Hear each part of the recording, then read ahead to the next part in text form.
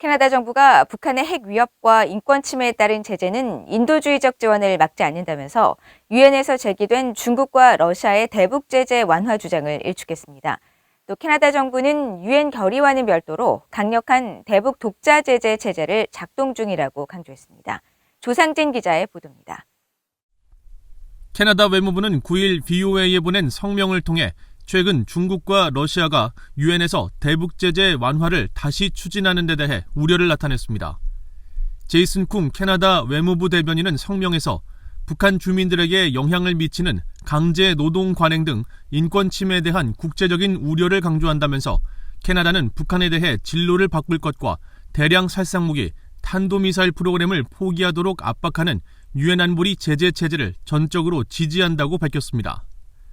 쿵 대변인은 또 캐나다는 유엔 회원국들이 북한의 해외 근로자들에게 노동 허가증 발급을 금지하는 유엔 안보리의 북한 관련 제재 이행을 강화하기 위해 파트너 그리고 동맹국들과 협력하고 있다고 강조했습니다. 이어 캐나다는 특별 경제조치법에 따라 자체 제재를 유지하고 있다면서 이 조치는 유엔법에 따라 캐나다 국내법에 적용된 유엔 안보리의 기존 제재 결정과 함께 적용된다고 설명했습니다.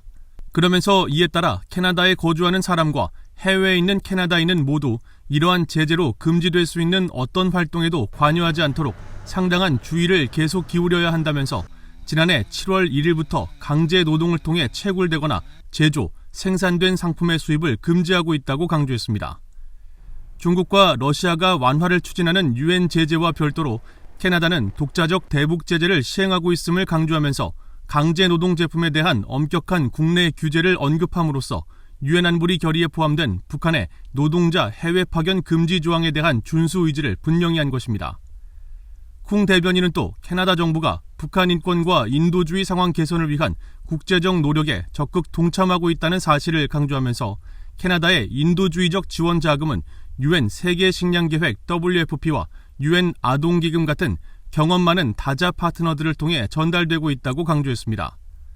아울러 중국과 러시아가 요구하는 대북 제재 예외 인정에 대해서도 인도주의 지원이 제재에 구속되지 않도록 효율적인 행정적 장치가 마련돼 있다는 입장을 분명히 밝혔습니다.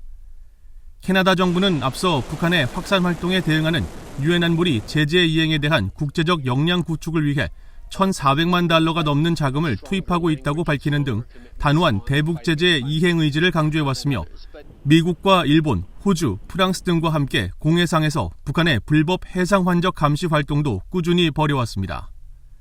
미국 국무부는 앞서 중국과 러시아의 대북 제재 완화 결의안 제출에 대해 유엔 안보리 회원국이 만장일치로 채택한 대북 결의안 의무를 중국과 러시아가 충실히 이행할 것을 촉구한다고 밝혔으며 반면 한국 정부는 북한이 대화에 응한다면 대북 제재 완화를 검토할 필요가 있다는 입장을 밝히고 있습니다. VOA 뉴스 조상진입니다.